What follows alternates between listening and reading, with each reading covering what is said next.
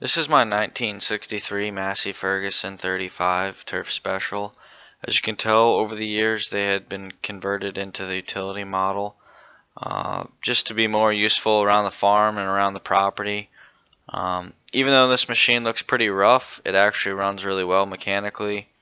When I first got this machine, it was actually given to me by a lady who said that as long as I could remove it from her property, she would be more than willing to just let me have it. So 5 snakes later, a bunch of ants, and a bunch of poison ivy, I got this tractor for free.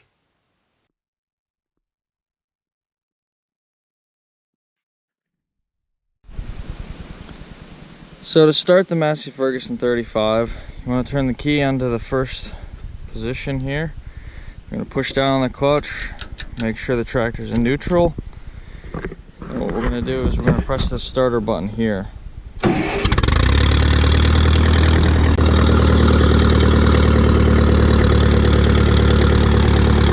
right hand lever, this is low gear, this is high gear, neutral. This is neutral, reverse is up, first is down, then you have second, and then you have third. Here, your brake pedals, this down here,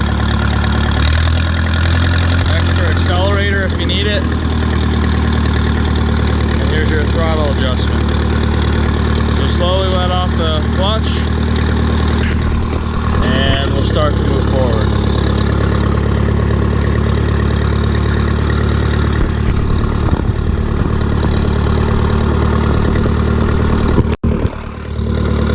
To run the BTO, you want to push in the clutch, and down below the seat on the left hand side there'll be a lever. You want to pull this lever back towards you.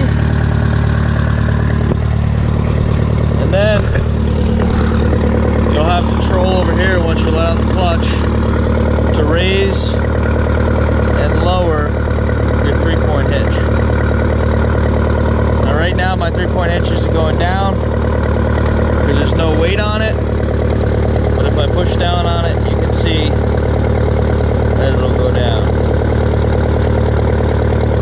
If I pull up on this lever, you can see it raises right up. This is the night I brought the Massey Ferguson 35 home. It was wrapped in poison ivy coming up out of the steering column. There were snakes slithering out of it onto the trailer. The whole seat cushion was filled with ants. The tires were flat. I had to winch this thing pretty much up on the trailer just to get it on there. However, the very next day, the first thing I did was try to get the engine running. So I had the engine running and started, but I could not get the tractor to shift into gear, so I had to actually coast it off in neutral off the trailer once I put some air in the tires.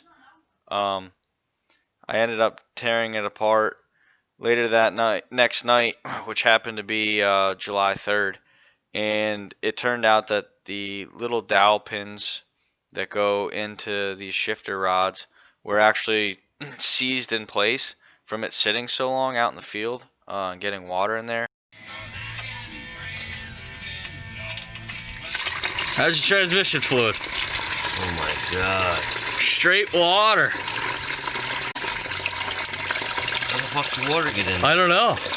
That's a lot of water though. It isn't even attempted to put out any transmission fluid yet. We're almost at a gallon. Oh, it's starting to mix.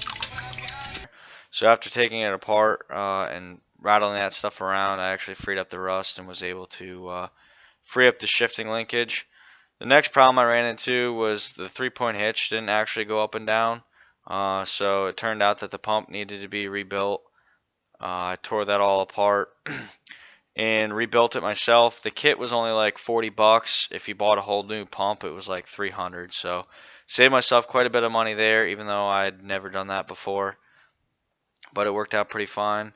I then decided I was gonna, take the time to sand down the machine and try to paint it up. So Here I had sanded most of the easy stuff down, and then I took a pressure washer to it. This fender here had a lot of rot going on, so I decided to cut it out and get a new piece of sheet metal, get it all fitted up in there, and then I had my one buddy help me weld it in there since I didn't have a MIG welder at the time. Here you can see I've created a makeshift paint booth in my garage, and I actually decided to spray it even though I had never done a spray paint job with an air compressor before. Um, so that was interesting. A lot of things to learn, but this was the second coat of primer that I did on it. Didn't turn out too bad. Didn't really have any runs. Like I said, this was my first attempt at ever using a sprayer with an air compressor before. Usually I just have used rattle cans in the past. Um, but then I went with a school bus yellow color only because the machine itself had already been yellow, and the turf model actually came yellow from the factory. So I was like, might as well go with it. Unfortunately, I should have covered the tires up so I didn't have to spend so much time scrubbing the paint off of them. But I did manage to get the paint off of them before I ended up putting the tractor for sale. It cleaned up really nice. The machine itself ran really well. The only other thing I did after this was I installed a new muffler just to quiet it down since the other one was broken off. I did put the grill back in there after I finished painting it. And then instead of selling it where I currently live, I took it back home to where I grew up and put it for sale. And in a weekend, I had the thing gone. So I went from having a free tractor to putting a little time and effort and gaining some learning experience out of it to making money off of it in the in the end. And I only had the tractor for probably 6 to 8 months, and it was a good tractor. I believe it or not have another one that's identical. It's just red and gray, so I use that for brush hogging around the house. But anyway, this is my 1963 Massey Ferguson 35 Turf Special that was converted into a utility model.